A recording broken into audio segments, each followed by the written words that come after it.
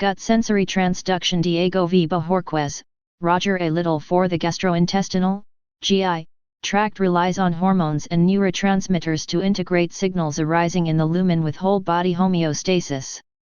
For instance, satiety in the brain is, to a great extent, induced by the presence of food in the gut. This process begins with ingestion of nutrients that stimulate sensory cells in the intestinal epithelium that modulate food intake via the release of specific chemical messengers. GI hormones and neurotransmitters are intimately involved with every aspect of the digestive process, including ingestion and absorption of nutrients. It is not surprising therefore that these transmitters are essential for life. 1,2 In this chapter, the critical role of the regulatory transmitters in GI function is analyzed by covering the following aspects: their synthesis and secretion from sensory epithelial cells, how food or other GI luminal factors trigger their release, the most representative members, and their importance in the context of disease.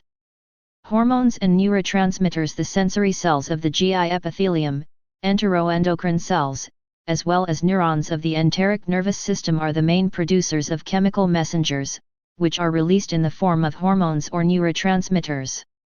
Enteroendocrine cells reside in the intestinal mucosa as single cells that are scattered among more numerous enterocytes, the absorptive cells of the gut.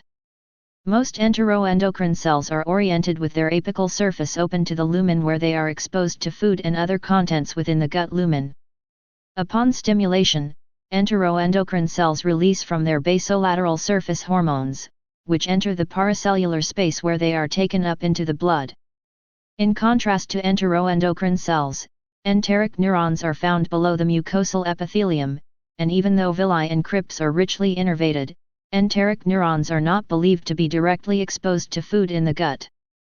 Unlike other endocrine organs where endocrine cells are concentrated in a single organ, the function of scattered hormone-containing cells of the GI tract has been questioned, and it becomes important to distinguish hormonal versus neuronal actions. Defining hormones and neurotransmitters. Criteria exist for determining if a candidate transmitter is a true hormone or a neurotransmitter. The first hormone to be discovered was secretin, when it was shown that injection of intestinal extracts into the blood stimulated pancreatic secretion. 3. Since then, the following criteria have been established to prove that a substance functions as a hormone. First, the stimulation of one organ must cause distant response by acting through the blood. Second, the response must be independent of neural stimulation. Third, no response should occur in the absence of the secretory organ. And fourth, the response should be reproducible by applying pure amounts of the candidate hormone onto the target tissue. There are more than 30 GI hormones that met these criteria, and their singularities are discussed in the transmitters section of this chapter. Demonstrating that a chemical is a neurotransmitter is perhaps more challenging, but the following criteria are agreed to define a neurotransmitter. First, the candidate molecule must be present within a presynaptic neuron. Second, the transmitter must be released in response to presynaptic depolarization. And, third, specific candidate receptors must be present on the postsynaptic cell. Hormones are commonly thought to reside exclusively in the endocrine system and neurotransmitters in the nervous system. However, these concepts were proposed when no technologies existed to visualize a single cell communicating with its surroundings. Today, it is becoming clearer that both systems are closely and synergistically related. Indeed, some cells exert both endocrine and neural actions. For example, peripheral sensory cells such as taste cells of the tongue and solitary chemosensory olfactory cells of the nose are known as paraneurons and can release both hormones in the bloodstream and neurotransmitters at synaptic connections. 4 There is growing evidence that enteroendocrine cells have similar dual function. 5,6 These observations extend the continuum between the endocrine and nervous systems. Moreover, one transmitter can act both as a hormone or neurotransmitter depending on its location. For instance, upon the ingestion of food, cholecystokinin, CCK, is typically released from enteroendocrine cells into the bloodstream to act as a hormone. However, CCK is also abundant in nerves of the GI tract and brain, where it is released at synaptic terminals to act as a neurotransmitter. This conservation of transmitters allows the same messenger to have different physiologic actions at different locations, and is made possible by the manner in which the transmitter is delivered to its target tissues. Modes of transmitter release. Enteroendocrine transmitters can be released onto their targets in the following manners: endocrine, paracrine, autocrine, or through synaptic neurotransmission, Fig. 4.1. Endocrine. This type of communication occurs when transmitters are secreted into the bloodstream. The most common endocrine transmitters are peptides, lipids, and monoamines, and are collectively known as hormones. In the GI tract, the most predominant type of hormone is in the peptide form, e.g., peptide YY, gastrin, secretin. Hormones bind to specific receptors on the surface of target cells at remote sites and regulate metabolic processes. 7 Paracrine. In contrast to endocrine mechanisms used to reach distant targets through the blood, signaling cells of the GI tract can also produce transmitters that act on neighboring cells. This process is known as paracrine signaling and is typical of enteroendocrine cells that produce somatostatin. 8 Paracrine transmitters are secreted locally and cannot diffuse far. They bind to receptors on nearby cells to exert their biological actions. Once released, the transmitter is rapidly taken up by the target cell, catabolized by extracellular enzymes, or becomes adherent to extracellular matrix, thus limiting the transmitter's ability to act at distant sites. Because paracrine signals act locally, their onset of action is generally rapid and can be terminated abruptly. By comparison, endocrine signaling takes much longer, and termination of signaling requires clearance of hormone from the circulation. Paracrine transmitters can be peptides, e.g., somatostatin, or monoamines, e.g., histamine. Autocrine. Some cells possess cell surface receptors for their own messengers. In this way, when a messenger is released, it can act on the same secreting cell. This mode of transmission is known as autocrine and has been demonstrated for several growth-releasing cell, or synaptic to allow neurotransmission. Through endocrine via the blood, paracrine locally in the paracellular space, autocrine to act on the same Fig. 4.1 modes of transmitter release. Transmitters can be secreted from chemosensory cells and neurons. 36 Part I Biology of the gastrointestinal tract factors. Autocrine signaling has been implicated in the growth of certain cancers, including colorectal cancer, see Chapter 1.9. Neurotransmission. A fourth form of signaling in the GI tract is neurotransmission. This form of signaling is primarily used by the enteric nervous system. The enteric nervous system is a complex network of nerve cells that must communicate efficiently to regulate numerous GI functions, Fig. 4.2. When neurons of the GI tract are activated, signals in the form of neurotransmitters are released at nerve-to-nerve junctions known as synapses. These structures help neurons deliver neurotransmitters at specific locations on the target cell, and influence the function of other neurons, muscle cells, epithelial and secretory cells, and other specialized cells of the GI tract such as enteric glia. Neurotransmitters are critical for the processes of digestion, including the coordination of gut motility and secretion.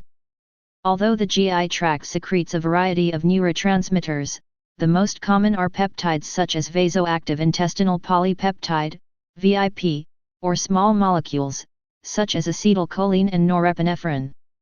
Other molecules, such as nitric oxide, NO, can simply diffuse across the synaptic cleft to exert an effect on the postsynaptic cell. Some nerves actually release peptides or neurotransmitters directly into the blood. This process is called neurocrine signaling and may be used to cause systemic effects depending on the transmitter released. The major hormones and neurotransmitters of the GI tract are listed in box 4.1. Their actions depend on specific receptors located on target tissues. For instance, the specificity of neurotransmitter action is dependent on the precise location at which the nerve synapses with the target cell. Adjusting their synthesis, catabolism, or secretion regulates the transmitter concentration within the releasing cell. Once secreted, the concentration of a transmitter can be quickly modulated by catabolism or, in the case of neurotransmitters, reuptake into the secretory neuron. Many peptide transmitters have very short half-lives that are generally within the 2 to 5 minute range. This allows for rapid initiation and termination of signaling. Circular muscle submucosal plexus submucosa muscularis mucosa mucosal nerves myenteric plexus longitudinal muscle serosa mucosa Fig 4.2 Organization of the enteric nervous system. The enteric nervous system is composed of two major plexuses, one submucosal and one located between the circular and longitudinal smooth muscle layers. These neurons receive and coordinate neural transmission from the GI tract and central nervous system. Box 41 Hormones and transmitters of the GI tract. Peptides that function mainly as hormones: gastrin glucose-dependent insulinotropic peptide, GIP, glucagon and related gene products, GLP-1, GLP-2, glycentin, oxynthomodulin, insulin-modulin, pancreatic polypeptide peptide, tyrosine, PYY, secretin peptides that may function as hormones, neuropeptides, or paracrine agents: cholecystokinin, CCK, corticotropin-releasing factor, CRF, endothelin, neurotensin, somatostatin peptides. That act principally as neuropeptides: calcitonin, gene-related peptide, CGRP, dynorphin and related gene products, enkephalin and related gene products, scalanin, gastrin-releasing peptide, GRP, neuromadinu, neuropeptide Y, peptide histidine isoleucine, Phi, or peptide histidine methionine, PHM, pituitary adenylate cyclase activating peptide, PACAP, substance P and other tachykinins, neurokinin A, neurokinin B, thyrotrophin-releasing hormone, TRH, vasoactive intestinal peptide, VIP. Peptides that act as growth factors: epidermal growth factor, fibroblast growth factor, insulin-like factors, nerve growth factor, platelet-derived growth factor, transforming growth factor, beta-vascular endothelial growth factor. Peptides that act as inflammatory mediators: interferons, interleukins, lymphokines, monokines, tumor necrosis factor alpha. Peptides that act on neurons: cholecystokinin, gastrin, modulin. Non-peptide transmitters produced in the gut: acetylcholine, adenosine triphosphate, ADP, dopamine, gamma-aminobutyric acid, GABA, histamine, 5-hydroxytryptamine, 5-HT, serotonin, nitric oxide, norepinephrine, prostaglandins and other eicosanoids. Newly recognized hormones or neuropeptides: amylin, ghrelin, guanylin and uroguanylin. Leptin. Chapter 4 Gut Sensory Transduction 37 Transducing signals from the GI lumen. 4 The process of nutrient sensing involves the activation of cell surface receptors that trigger the release of transmitters. The transmitters then either enter the bloodstream or activate sensory afferent nerves. Although the cells releasing the transmitters, enteroendocrine cells, are thought to interact with nerves indirectly through paracrine or endocrine signals, a new concept is emerging, in which enteroendocrine cells and nerves actually communicate through synaptic connections. 5,6 With the use of transgenic and advanced optical tools, enteroendocrine cells have been described to have several anatomical features observed in neurons, including dendritic-like spines, axon-like processes. These axon-like cytoplasmic processes vary in length from crypt to villus and from proximal to distal small intestine, Fig. 4.3. Moreover, enteroendocrine cells have the molecular components, genes, and proteins of synapses, and connect to sensory neurons through synaptic-like connections, Fig. 4.4. These connections may have broad applications in the biology of gastrointestinal function, including the transmission of sensory signals from nutrients and the GI microbiota. Some key components involved in the transduction of signals from the lumen of the gut to the rest of the body are described as follows. Fig. 4.3 Axon-like processes in enteroendocrine cells. Enteroendocrine cells have cytoplasmic extensions that resemble neuronal axons. Some of these serve to act as paracrine modulators, like those in somatostatin-secreting cells. However, in other cells these axon-like basal processes serve to connect to neurons innervating the gut, and appear to be capable of sending and receiving neuronal signals. Fig. 4.4 Enteroendocrine cells as paraneurons. Enteroendocrine cells connect to afferent and efferent neurons. 38 Part I Biology of the gastrointestinal tract. Recognizing signals through cell surface receptors. GI epithelial cells recognize molecules in the lumen using membrane-bound receptors. When activated, receptors transduce signals from the outside of the cell into the cytoplasm. Although the process is rather complex, there are key checkpoints at which the signaling cascade can be regulated. Some of these checkpoints occur at the moment of receptor activation, desensitization, internalization, and/or resensitization. Because of their regulatory potential, these are attractive targets for therapeutic intervention. Receptors are grouped into major families depending on their structures and signaling mechanisms. The major families of cell surface receptors include G-protein-coupled receptors, GPCRs, enzyme-coupled receptors, and ion channels. The following are some of the main aspects of each receptor family. G-protein-coupled receptors GPCRs are typified by their 7 transmembrane domains. They are the most common family of protein receptors and have broad physiological applications, ranging from sensing light in the retina to allow vision to sensing nutrients in the gastrointestinal tract to regulate food intake. When stimulated by a specific ligand, GPCRs undergo conformational changes leading to their association with a G protein, hence their name. These G proteins are bound to the intracellular surface of the cell membrane 10,11 and are composed of 3 distinct subunits alpha, beta, and gamma. It is the G-alpha subunit that confers the name of the G protein, Table 4.1. For instance, G proteins that stimulate an effector, e.g., adenylate cyclase, are classified as GS, for stimulatory, whereas those that inhibit an effector are called GI, for inhibitory. Point 12-14 When the G protein acts on the effector, this causes a rapid increase in the intracellular concentrations of a second messenger, e.g., cyclic AMP or calcium. The second messenger then changes the activity of one or more protein kinases to catalyze the phosphorylation of an existing protein and ultimately modify the physiological activity.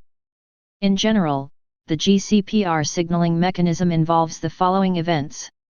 When the ligand or first messenger binds to the receptor changes its conformation and binds to the G protein complex. In the resting state, the G protein complex does not interact with the receptor. However, once bound, there is a molecular substitution in the G-alpha subunit. A guanosine diphosphate, GDP, is replaced by a guanosine triphosphate, GTP. This replacement causes the activation of the G-alpha subunit. The active G-alpha subunit then separates from the beta and gamma subunits, and moves laterally in the membrane to activate an effector. Working through different G-alpha subunits, the activity of an effector can be up or down regulated. When the interaction is completed, the GTP bound to the G-alpha subunit is hydrolyzed back to GDP and dissociated from G-alpha. In this way, G-alpha moves back to reunite with the other 2 subunits. The effector then induces an increase in the intracellular concentration of a second messenger. The 2 most common second messengers are cyclic adenosine monophosphate, CAMP, and calcium. The mechanisms involving each second messenger are briefly outlined as follows. Signaling through cyclic adenosine monophosphate, CAMP. This second messenger is a classic downstream effector of beta-adrenergic receptors, a family of GPCRs that have been well characterized. These receptors are coupled to G-alpha-S and activate adenylyl cyclase, which catalyzes the conversion of ADP to CAMP. High concentrations of CAMP then modify the activity of protein kinase A, pKa, that ultimately modulates rate-limiting enzymes involved in important physiological functions. For instance, modulation of glycogen phosphorylase increases the conversion of glycogen to glucose 1-phosphate, leading to a rise in blood glucose levels. Signaling through calcium, Ca2+. GPCRs associated with G-alpha-Q subunits use Ca2+ as a second messenger. An increase in intracellular concentrations of Ca2+ can result from the activation of voltage-gated Ca2+ channels, ligand-gated Ca2+ channels, or the release of cytosolic Ca2+ activated by membrane phospholipids. The latter is triggered by activation of GPCRs associated with G-alpha-Q. When active, G-alpha-Q moves along the cell membrane to activate the enzyme phospholipase C-beta. Phospholipase C-beta then cleaves the membrane phospholipid phosphatidyl inositol bisphosphate into diacylglycerol and inositol 1,4,5 trisphosphate, IP3, generating two potential signaling molecules. Diacylglycerol in the presence of Ca2+ activates protein kinase C. In addition, a rise in Ca2+ levels from internal stores can also activate Ca2+ calmodulin kinase. In this way, two different kinases are activated, Ca-calmodulin kinase by increasing cytosolic Ca2+ and protein kinase C by the action of diacylglycerol and Ca2+. These kinases then catalyze the phosphorylation of target proteins within the cell. Following receptor activation, IP3 moves from the plasma membrane into the cytoplasm to bind IP3 receptors located on the endoplasmic reticulum and mitochondria. IP3 receptor binding causes release of Ca2+ from intracellular organelles to further increase cytoplasmic Ca2+ concentrations. Ultimately, Ca2+ cytoplasmic concentrations are restored to normal by active transport out of the cell or by reuptake into intracellular Ca+2 stores. If the cell is overstimulated, a process of adaptation occurs to prevent the cell from over-responding. Attenuation of signaling occurs through either ligand-induced receptor desensitization or receptor internalization. The receptor is desensitized by means of phosphorylation. Phosphorylation can also further label the receptor for internalization, which is accomplished by activation of specific receptor kinases and the recruitment of arstin-like molecules that uncouple the receptor from the G protein. 15 Uncoupling and subsequent receptor internalization ends signaling and eventually restores cell responsiveness. Enzyme-coupled receptors. The most representative of the enzyme-coupled receptors are the tyrosine kinase receptor family. These receptors are primarily targets of growth factors, such as epidermal growth factor. These receptors are unique in that they are both a receptor and a tyrosine kinase. When activated, the receptors catalyze the transfer of phosphate from ADP to the target proteins. Enzyme-coupled receptors are composed of three domains: a ligand-binding extracellular domain, a transmembrane domain, and a cytoplasmic domain. The cytoplasmic domain contains a protein tyrosine kinase region and substrate region for agonist-activated receptor phosphorylation. In this way, phosphorylation from other kinases or autophosphorylation can occur to modulate the activity of the tyrosine kinase receptor. 16 In general, receptor tyrosine kinases exist in the cell membrane as monomers. However, with ligand binding, these receptors dimerize, autophosphorylate, and initiate other intracellular signal transduction pathways that ultimately modulate physiological function. 17 Receptor tyrosine Table 4.1 Classification of G protein alpha subunits and their signaling pathways. Class signaling: G-alpha S-adenylate cyclase, calcium channels G and Go-adenylate cyclase, cyclic guanosine monophosphate, phosphodiesterase, CSRC, STAT3 G-alpha-Q phospholipase C-beta G-alpha-1,2 and G-alpha-1,3 sodium hydrogen. Exchange Chapter 4 Gut Sensory Transduction 39 4 Kinases are further discussed in Chapter 1 in relation to cellular growth and neoplasia. 18 There are several other types of enzyme-coupled receptors, including receptor guanylate cyclases, non-receptor tyrosine kinases, receptor tyrosine phosphatases, and receptor serine/threonine kinases. Although these receptors act through different enzymes, the signaling principles remain similar to those of tyrosine kinase receptors. Ion channel coupled receptors. Ion channel coupled receptors are involved in rapid signaling between cells. This type of receptors is important in tissues where electrical impulses drive signaling, like nerve cells and muscle. For instance, in nerve cells, ion channels open or close in response to a relatively small number of neurotransmitters and allow the flow of particular ions across the plasma membrane. The kinetics of the flow depend on the concentration inside and outside the cell. This flow of ions regulates the excitability of the target cell to ultimately trigger processes such as neurotransmission, muscle contraction, electrolyte and fluid secretion, or hormone release. An example of this type of receptor is the transient receptor potential cation channel M5, or better known as TRPM5. This ion channel receptor is activated by elevated intracellular Ca2+ concentrations and is a key component in the transduction of the taste signals bitter, sweet, and umami. 19. Moreover, it has been recently shown to mediate the release of opioids and hormones like CCK from enteroendocrine cells. 20. Thus ion channel coupled receptors can be attractive targets to modulate the function of sensory cells in the epithelium of the GI tract. Nutrient chemosensing lipids. Lipids in the intestinal lumen are potent inducers of satiety and modulators of whole body metabolism.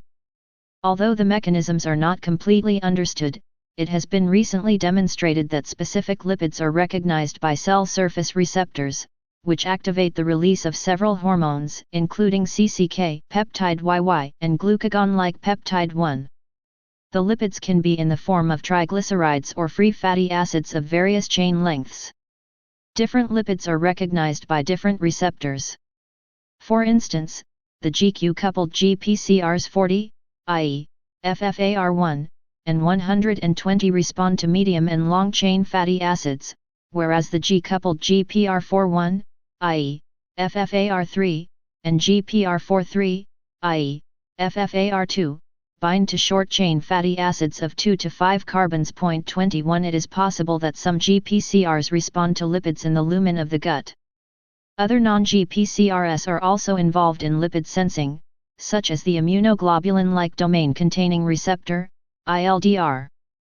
ILDR is expressed in CCK cells and is activated by the combination of fatty acids and lipoproteins, suggesting that fatty acids must be absorbed to stimulate CCK secretion.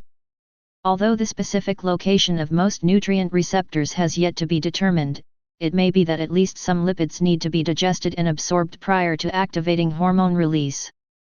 This hypothesis is supported by studies, in which the infusion of lipid in the intestine triggers hormone secretion, but only if chylomicrons, lipoprotein particles formed from absorbed lipids, are allowed to form. 22. Some lipid-generated sensory signals appear to travel through afferent fibers of the vagus nerve.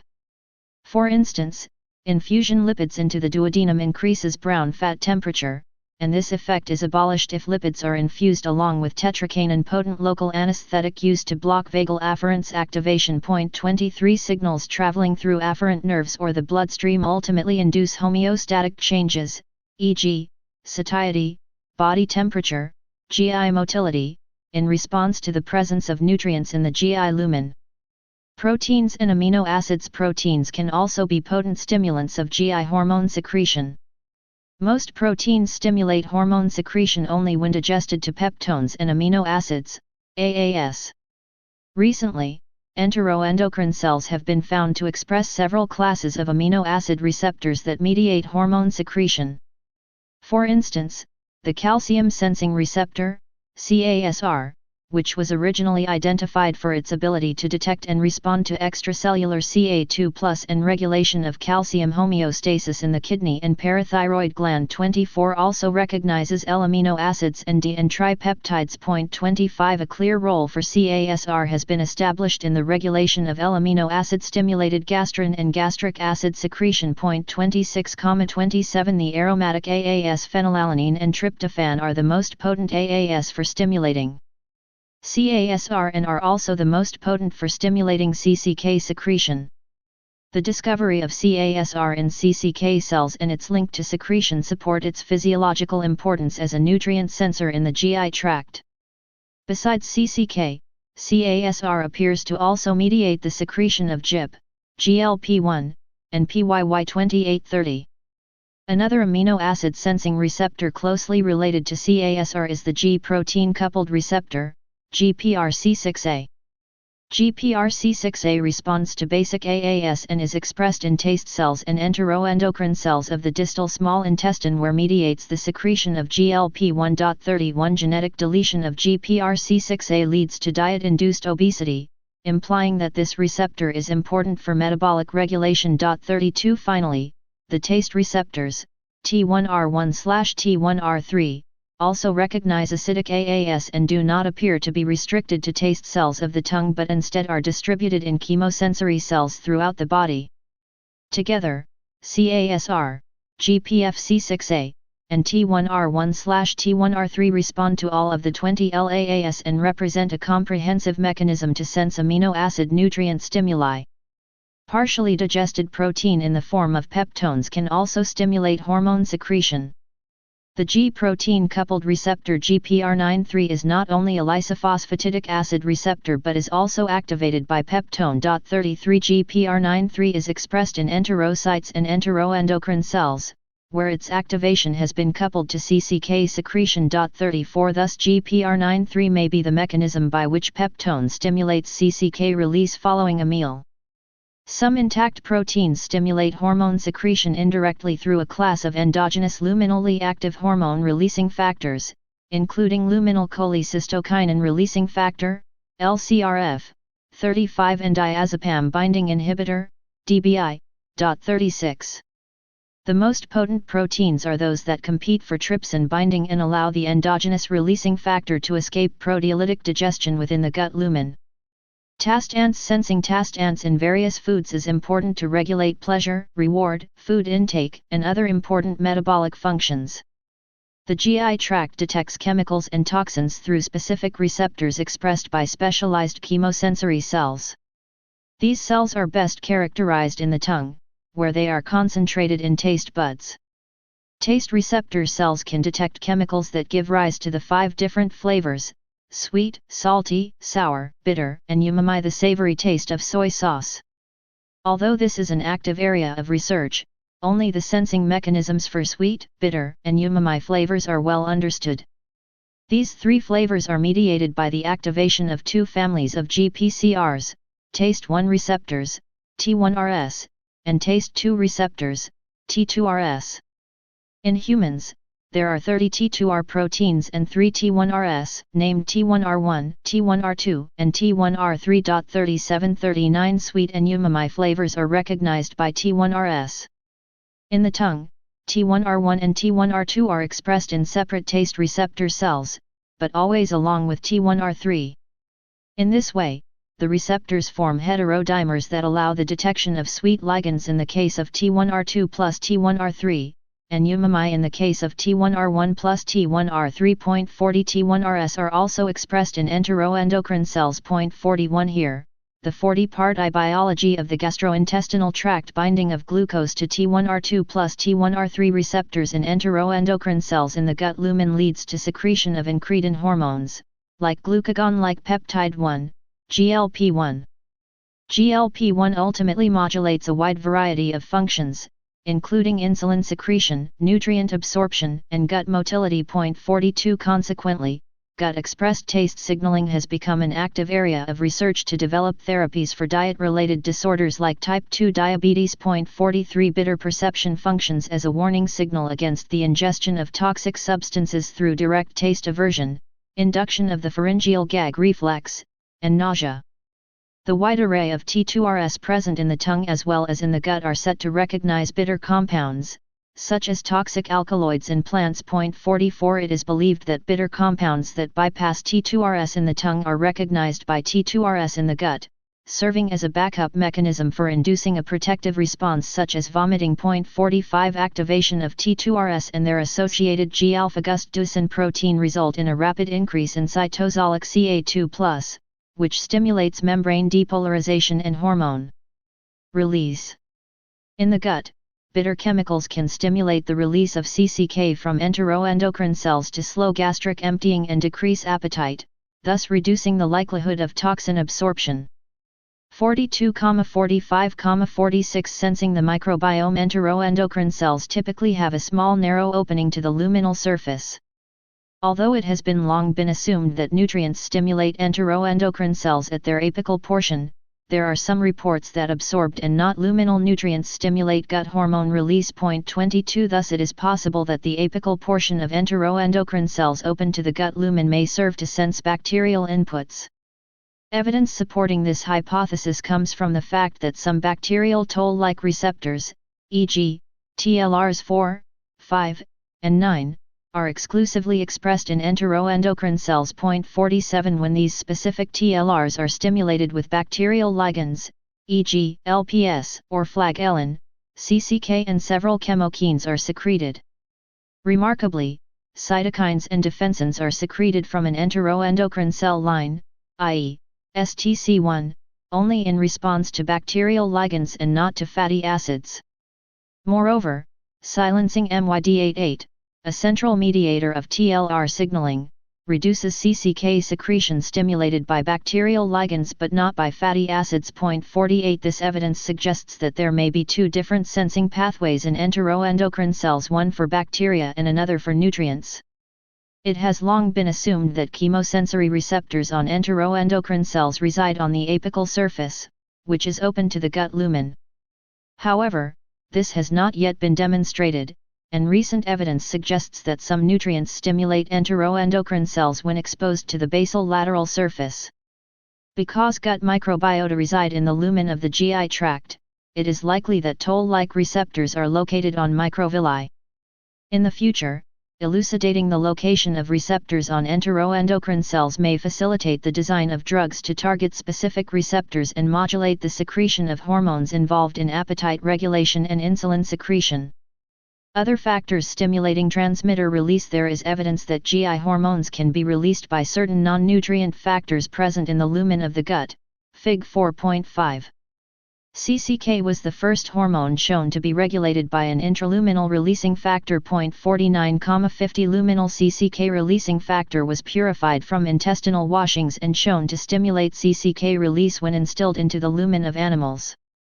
Other luminal factors causing the release of CCK are the diazepam binding inhibitor and the pancreatic monitor peptide. 51,52 It has been proposed that a secretin releasing factor regulates secretin secretion in an acid-sensitive way. 53 The pancreatic secretory trypsin inhibitor, better known as monitor peptide, is an endogenous trypsin inhibitor produced by pancreatic acinar cells. 54 When secreted into the duodenum, monitor peptide directly stimulates CCK secretion from I cells. These proteins act directly on enteroendocrine cells, most likely through cell surface receptors. The existence of these releasing factors highlights the existence of underappreciated bioactive molecules within the lumen of the gut. Peptide and CCK releasing factor. Trypsin acts therefore as a feedback regulator, a feed-forward mechanism. In turn, trypsin in the intestine digests food and inhibits the actions of monitor secretion of monitor peptide and trypsin. Monitor peptide further stimulates the release of CCK and constitutes release from enteroendocrine cells, green. CCK is released into the bloodstream to stimulate pancreatic cells secrete factors, which are known as CCK releasing factors because of their ability to stimulate CCK. Fig. 4.5 Regulation of cholecystokinin, CCK, secretion by intraluminal releasing factors.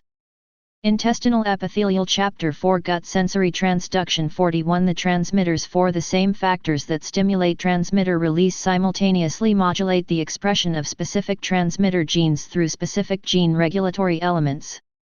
Gut hormone gene expression is generally linked to peptide production, and regulated according to the physiologic needs of the organism.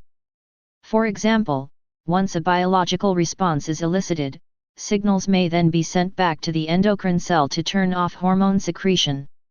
This negative feedback mechanism is common to many physiologic systems and avoids excess production and secretion of hormones. All GI peptides are synthesized via transcription of DNA into messenger RNA, which is subsequently translated into precursor proteins also known as preprohormones. The newly translated protein contains a signal sequence that directs to the endoplasmic reticulum to prepare the peptide precursor for structural modifications. 55 These precursors are transported to the Golgi apparatus, where further structure modifications occur before the peptide is packaged in secretory granules. Secretory granules may be targeted for immediate release or stored in close proximity to the plasma membrane ready to be releases. Although many hormones are produced from a single gene, there can be multiple molecular forms in tissues and blood. The different molecular forms result from differences in pre-translational or post-translational processing. A common pre-translational processing mechanism is the alternative splicing of mRNA, which generates unique peptides from the same gene. Post-translational modifications can occur by cleavage of precursor molecules, where enzymatic cleavage of the signal peptide produces a prohormone. Other post-translational features that result in mature GI peptides include peptide cleavage to smaller forms, e.g., somatostatin, amidation of the carboxyl terminus, e.g., gastrin, and sulfation of tyrosine residues, e.g., CCK. These processing steps are critical for biological activity of the hormone. For example, sulfated CCK is 100-fold more potent than its unsulfated form. The vast biochemical complexity of gastroenteropancreatic hormones is evident in the different tissues that secrete these peptides. As GI peptides are secreted from endocrine as well as nervous tissue, the distinct tissue involved often determines the processing steps for production of the peptide. Many hormone genes are capable of manufacturing alternatively spliced RNAs or proteins that undergo different post-translational processing and ultimately produce hormones of different sizes. These modifications are important for receptor binding, signal transduction, and consequent cellular responses. Point 56 as follows. We outline the major characteristics of GI transmitters, including neuropeptides, neurotransmitters, and other transmitters. Gut neuropeptides. It was previously believed that a single enteroendocrine cell, EEC, produced only one hormone. However, with transcriptomic profiling of purified EECs, it is now known that EECs produce multiple types of peptide hormones and neurotransmitters. Point 57-59 Therefore, categorization of EECs by the hormones they produce is not as straightforward as the traditional single-letter nomenclature implied. It is also evident that stimulation of a single EEC can cause the release of multiple transmitters and thereby exert a variety of physiological responses. We summarize the major biological actions of the major transmitters from the gut as follows. Gastrin. As discussed in more detail in Chapter 51, gastrin is the major hormone that stimulates gastric acid secretion. Subsequently, gastrin was found to have growth-promoting effects on the gastric mucosa and possibly some cancers. 60 Human gastrin is the product of a single gene located on chromosome 17. The active hormone is generated from a precursor peptide called preprogastrin. Human preprogastrin contains 101 AAS, but is processed by sequential enzymatic cleavage to the two major forms of gastrin, G34 and G17, and some small forms. The common feature of all gastrins is an amidated tetrapeptide, trimet-ASPPHENH2, carboxyl terminus, which imparts full biological activity. A non-amidated form of gastrin known as glycine-extended gastrin is produced by colonic mucosa. Glycine-extended gastrin has been shown in animal models to stimulate proliferation of normal colonic mucosa and enhance the development of colorectal cancer. It is not known whether local production of this form of gastrin contributes to human colon carcinogenesis, and the receptor for glycine-extended gastrin has not been identified. 61 Most gastrin is produced in endocrine cells of the gastric antrum. 62 Much smaller amounts of gastrin are produced in other regions of the GI tract, including the proximal stomach, duodenum, jejunum, ileum, colon, and pancreas. Gastrin has also been found outside the GI tract, including in the brain, adrenal gland, respiratory tract, and reproductive organs, although its biological role in these sites is unknown. The receptors for gastrin and CCK are related and constitute the so-called gastrin-CCK receptor family. The CCK1 and CCK2, previously known as CCKA and B, receptor complementary DNAs were cloned from the pancreas and brain, respectively, after which it was recognized that the CCK2 receptor is identical to the gastrin receptor of the stomach. 63 The CCK1 receptor is present in the gallbladder and, in most species, in the pancreas.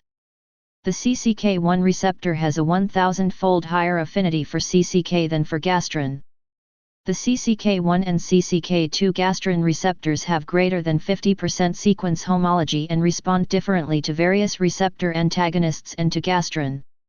Gastrin is released from specialized endocrine cells, G cells, into the circulation in response to a meal.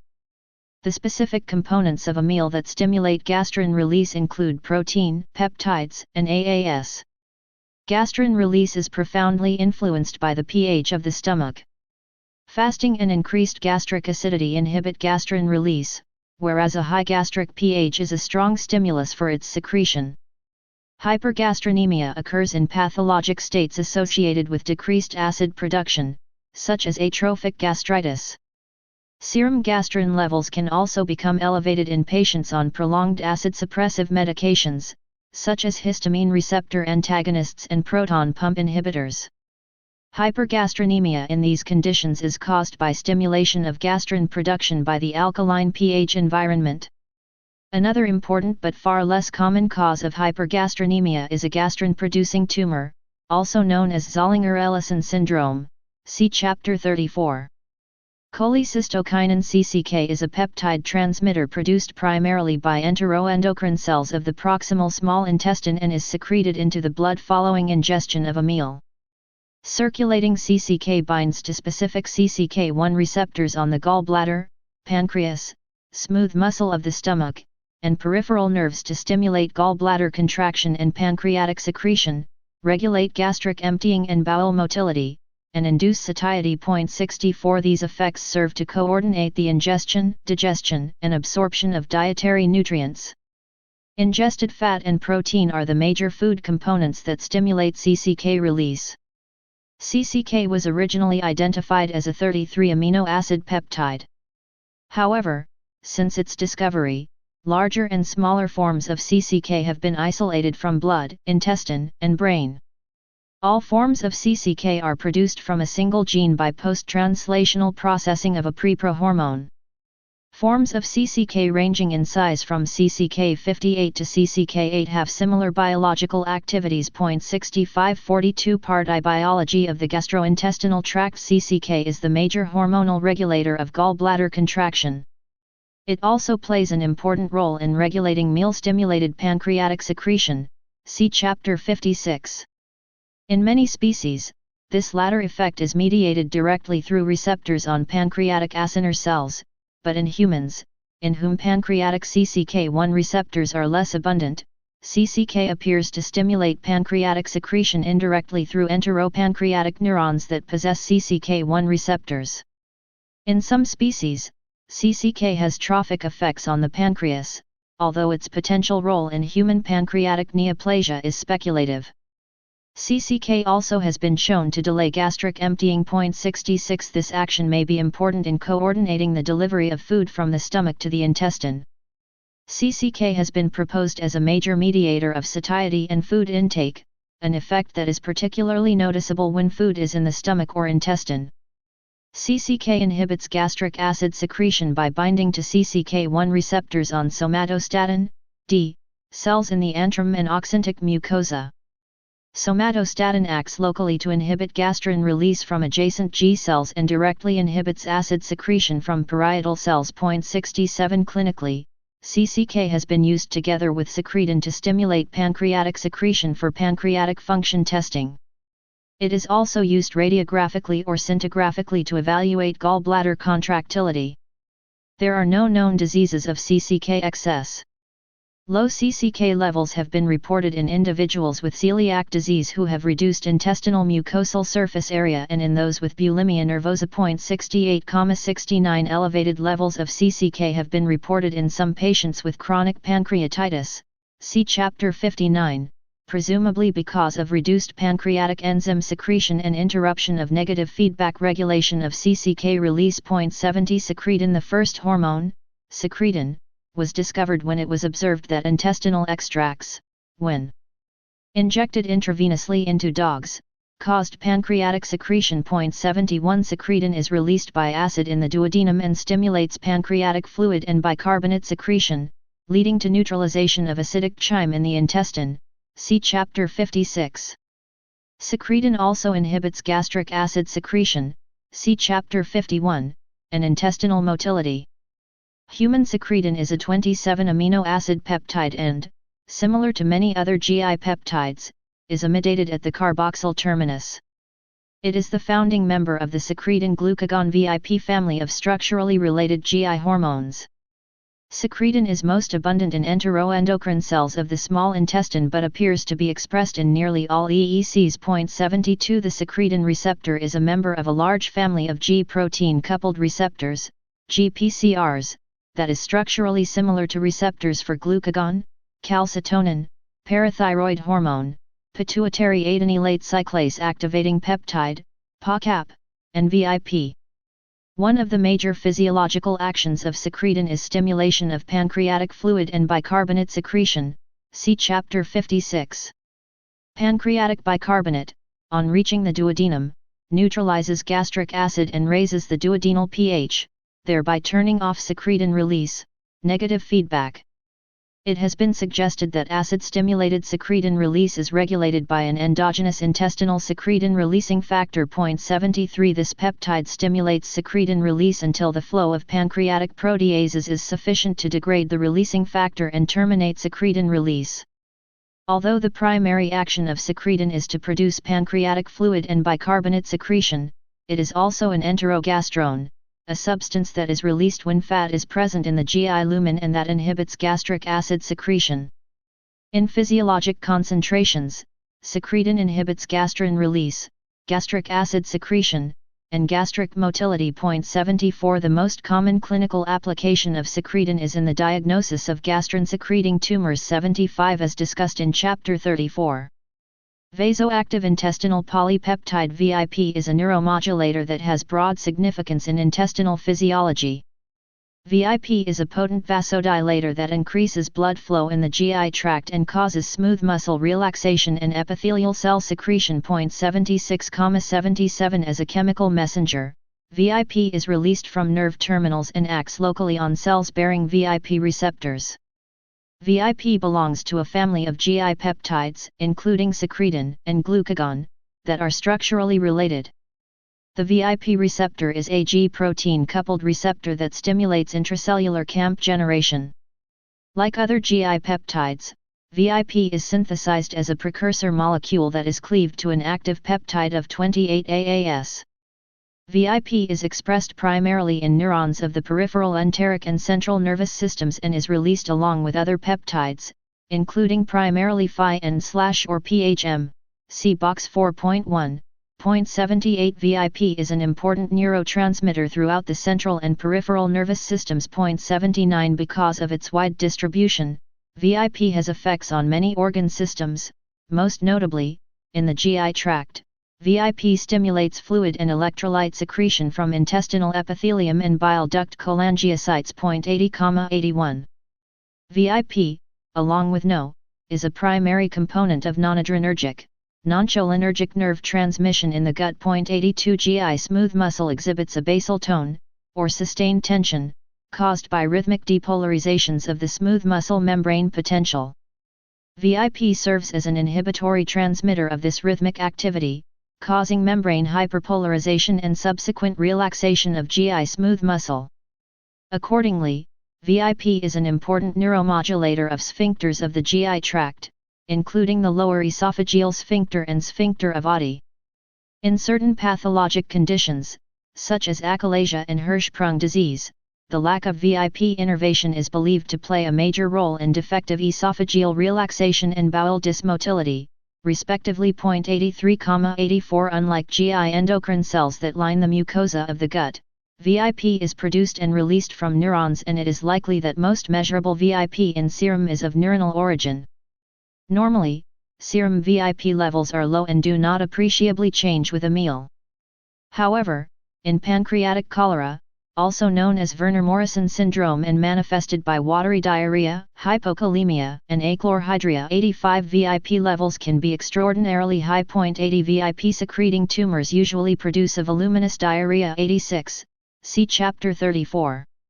Glucagon is synthesized and released from pancreatic alpha cells and from intestinal endocrine cells of the ileum and colon. Pancreatic glucagon is a 29 amino acid peptide that regulates glucose homeostasis via gluconeogenesis, glycogenolysis, and lipolysis, and is counter-regulatory to insulin. The gene for glucagon encodes not only preproglucagon but also glucagon-like peptides, GLPs. This precursor peptide consists of a signal peptide, a glucagon-related polypeptide, glucagon, and GLP-1 and GLP-2. Tissue-specific peptide processing occurs through prohormone convertases that produce glucagon in the pancreas and GLP-1 and GLP-2 in the intestine, Fig 4.6.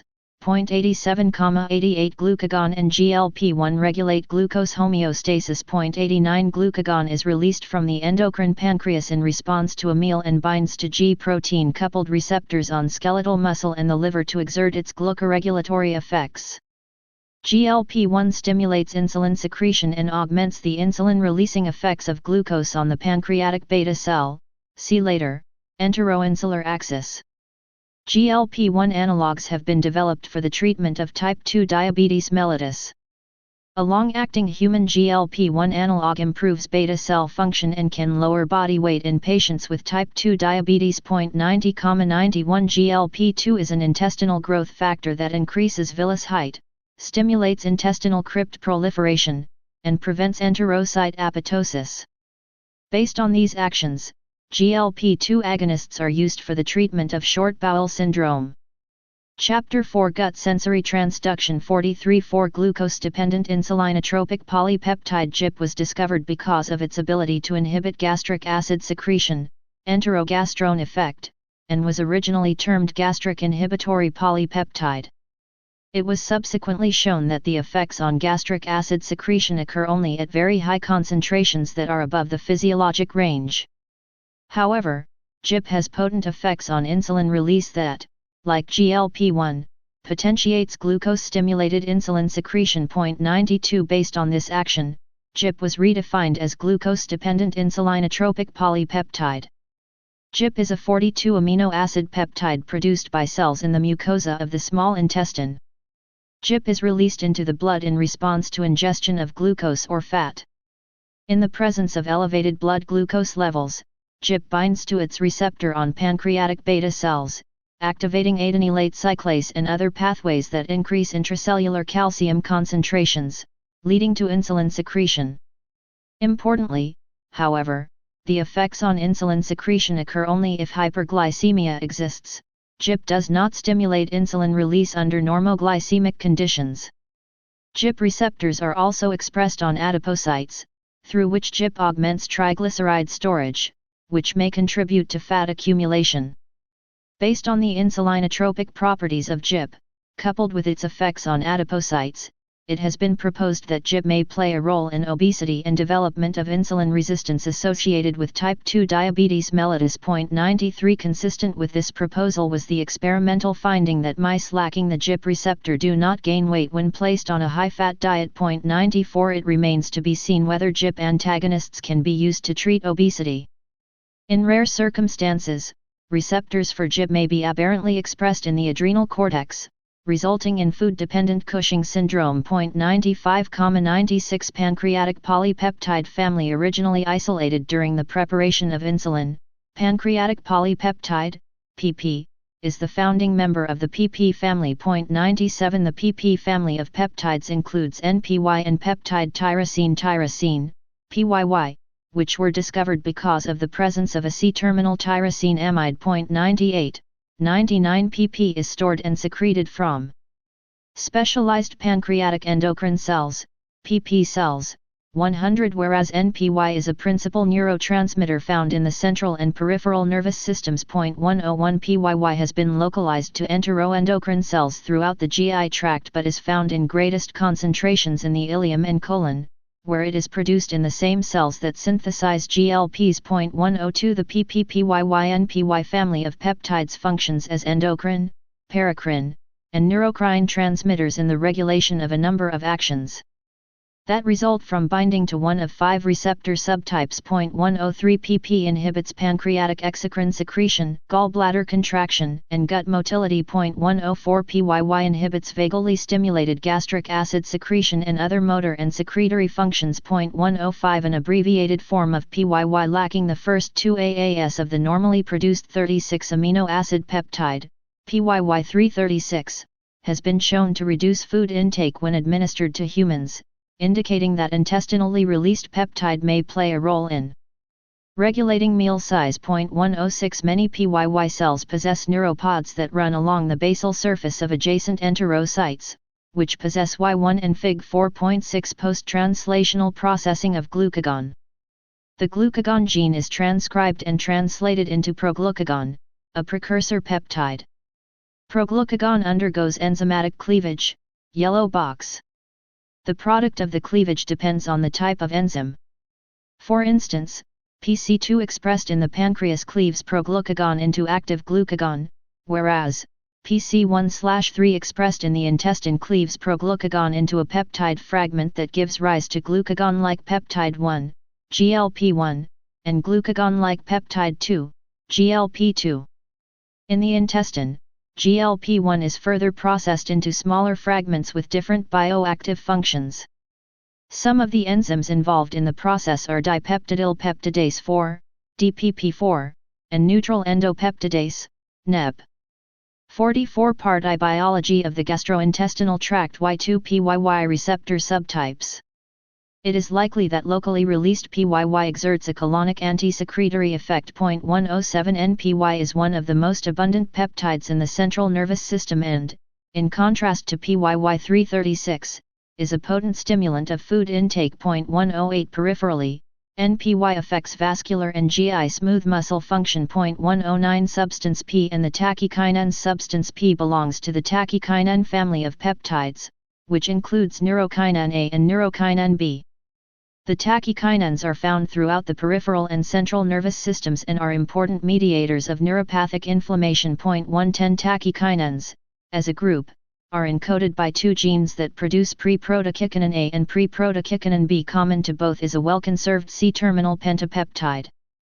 Transcriptional and translational processing produce substance P, neurokinin A, and / or neurokinin B, which are regulated in large part by alternative splicing.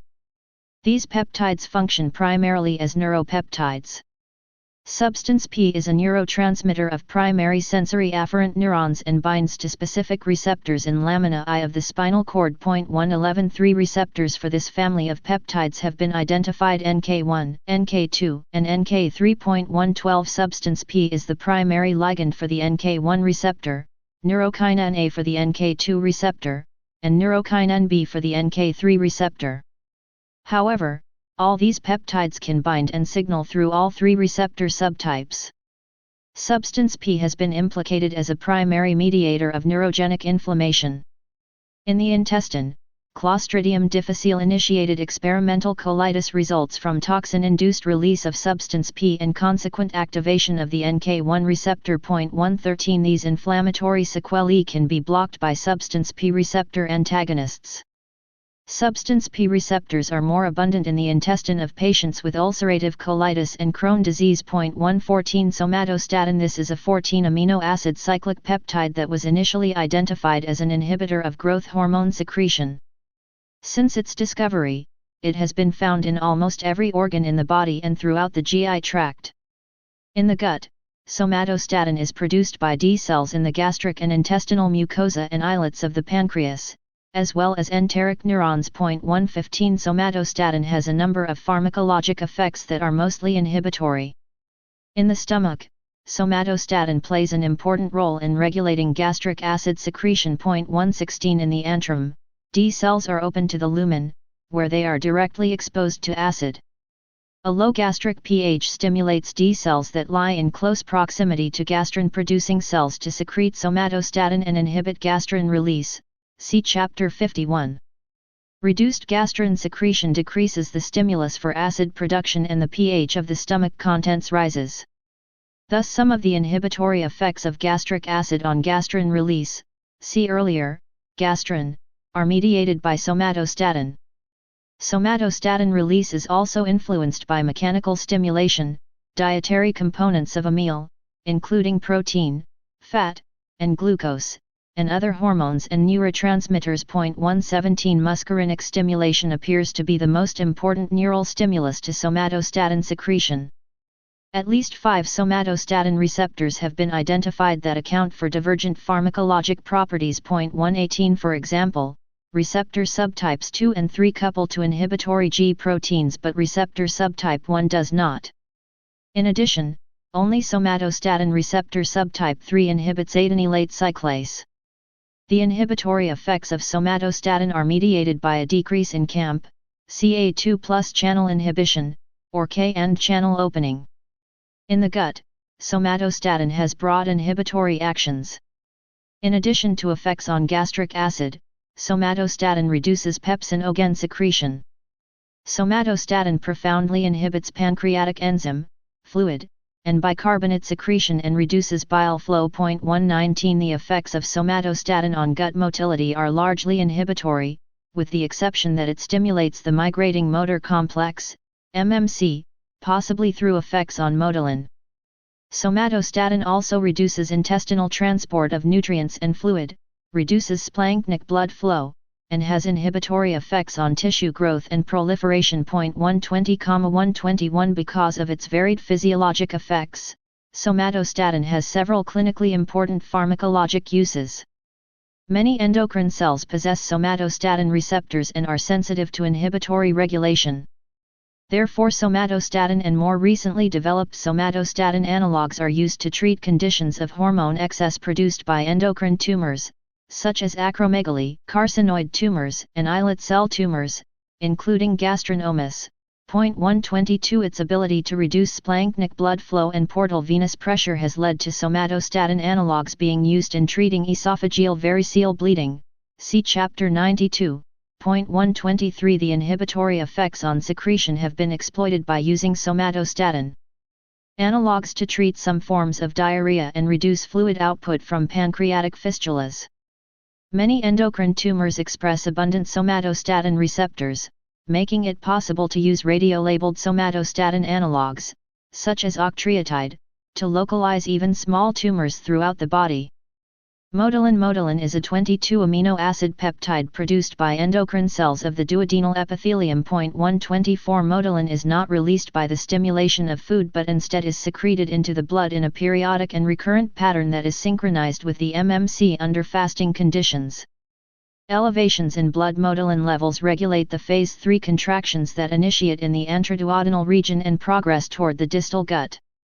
Motilin binds to specific receptors on smooth muscle cells of the esophagus, stomach, and small and large intestines through which it exerts propulsive activity. 125 Agonists to the motilin receptor such as erythromycin have pronounced effects on GI motility, which occasionally produces undesired side effects of abdominal cramping and diarrhea. 126 However, motilin agonists may be useful to treat conditions of impaired gastric and intestinal motility and are being investigated for the treatment of constipation predominant irritable bowel syndrome. 127 Leptin is a 167 amino acid protein that is secreted primarily from adipocytes. Blood leptin levels reflect total body fat stores. 128 Its primary action appears to be to reduce food intake. Leptin is a member of the cytokine family of signaling molecules. 5 different forms of leptin receptors have been reported. 129 A short form of the receptor appears to transport leptin from the blood across the blood-brain barrier, where it has access to the hypothalamus. A long form of the leptin receptor is located in hypothalamic nuclei, where leptin binds and activates the Janus kinase signal transduction and translation system, JAK-STAT.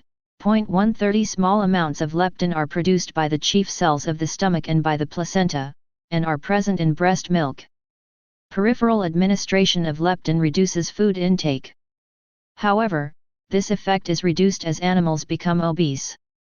Interestingly, when injected into the central nervous system, obese animals respond normally to leptin and reduce food intake, suggesting that leptin resistance in obesity occurs at the level of the leptin receptor that transports leptin across the blood-brain barrier. 131 Leptin's ability to reduce food intake occurs within the brain by decreasing NPY, a potent stimulant of food intake, and by increasing alpha-melanocyte stimulating hormone, alpha-MSH, an inhibitor of food intake. 132 Peripherally, leptin acts synergistically with CCK to reduce meal size. 133 In obese rats lacking Chapter 4 Gut Sensory Transduction 45 For the leptin receptor, the synergistic effects of leptin plus CCK to reduce meal size are lost, but could be restored with genetic reconstitution of the leptin receptor in the brain. 134 One might expect loss of leptin-CCK synergy on meal size in those rare cases of human obesity caused by leptin receptor defects or even with leptin resistance.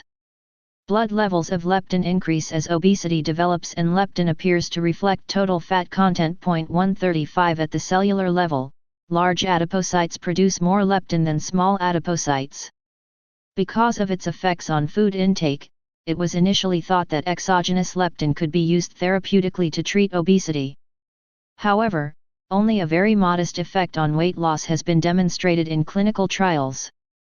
Leptin deficiency has been reported as a cause of obesity in a few families, but this condition is extremely rare. 136,137 Mutation of the leptin receptor has been described as a cause of obesity in at least one family. 138 Ghrelin is a 28 amino acid peptide produced by the stomach and is the natural ligand for the growth hormone secretagogue, GHS, receptor. 139 When administered centrally or peripherally, ghrelin stimulates growth hormone secretion, increases food intake, and produces weight gain. 140,141 Circulating ghrelin levels increase during periods of fasting or under conditions associated with negative energy balance, such as starvation or anorexia.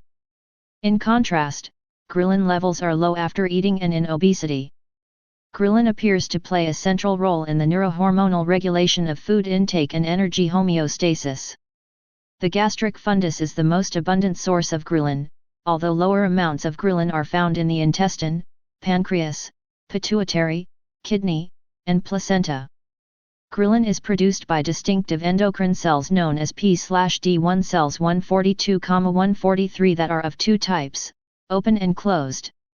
The open type is exposed to the lumen of the stomach, where it comes into contact with gastric contents, whereas the closed type lies in close proximity to the capillary network of the lamina propria. 144 Both cell types secrete hormone into the bloodstream.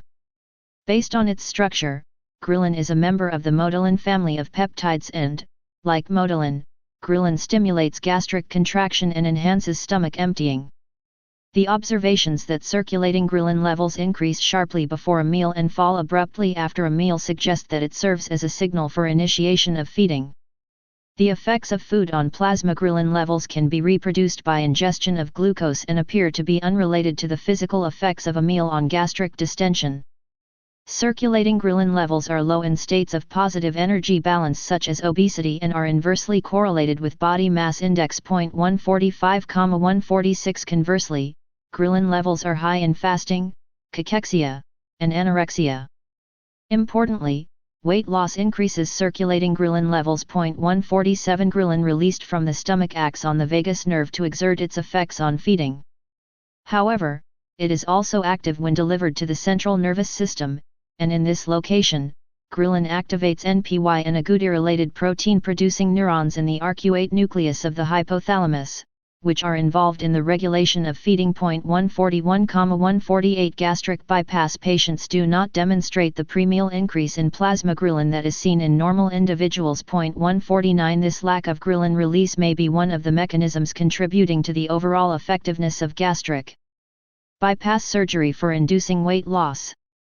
Prader-Willi syndrome is a congenital obesity syndrome characterized by severe hyperphagia, growth hormone deficiency, and hypogonadism.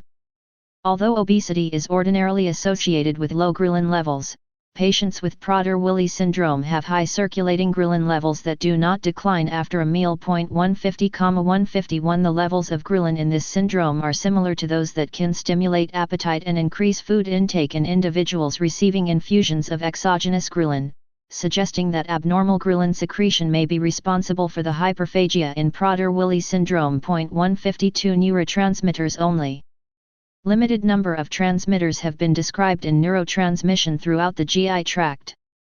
Even though their distribution is widespread, they confer specific and time-limited actions at precise sites by virtue of their local release and reuptake or inactivation. Acetylcholine is synthesized in cholinergic neurons and is the principal regulator of GI motility and pancreatic secretion. Acetylcholine is stored in nerve terminals and released by nerve depolarization. Released acetylcholine binds to postsynaptic muscarinic and/or nicotinic receptors. Nicotinic acetylcholine receptors belong to a family of ligand-gated ion channels and are homopentamers or heteropentamers composed of alpha, beta, gamma, delta, and epsilon subunits. 153 The alpha subunit is believed to be the mediator of postsynaptic membrane depolarization following acetylcholine receptor binding. Muscarinic receptors belong to the heptahelical GPCR family. There are 5 known muscarinic cholinergic receptors, M1 to M5. Muscarinic receptors can be further classified based on receptor signal transduction, with M1, M3, and M5 stimulating adenylate cyclase and M2 and M4 inhibiting this enzyme. Acetylcholine is degraded by the enzyme acetylcholinesterase, and the products may be recycled through high-affinity transporters on the nerve terminal. Catecholamines. The primary catecholamine neurotransmitters of the enteric nervous system include norepinephrine and dopamine. Norepinephrine is synthesized from tyrosine and released from postganglionic sympathetic nerve terminals that innervate enteric ganglia and blood vessels. Tyrosine is converted to dopa by tyrosine hydroxylase.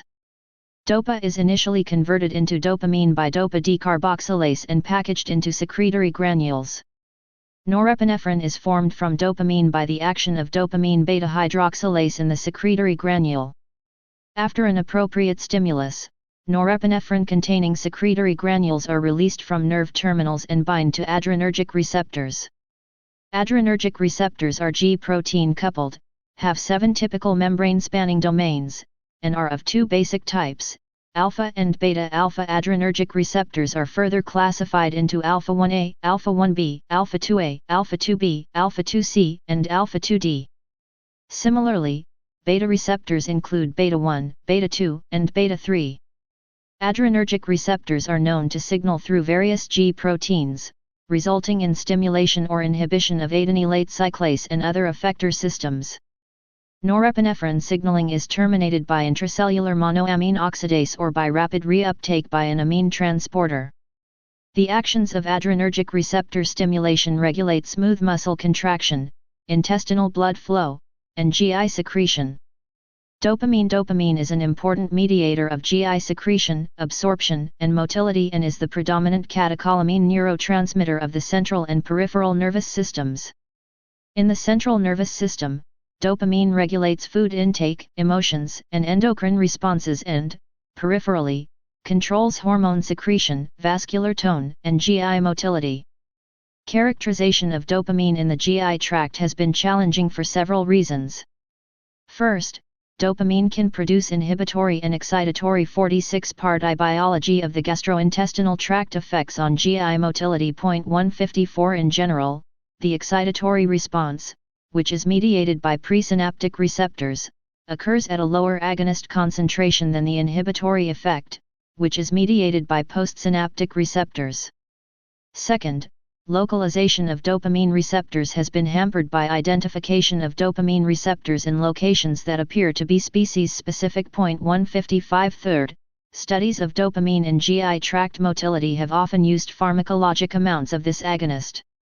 Therefore, the interpretation of results has been confounded by the ability of dopamine to activate adrenergic receptors at high doses. Classically, dopamine was thought to act via 2 distinct receptor subtypes, type 1 and type 2.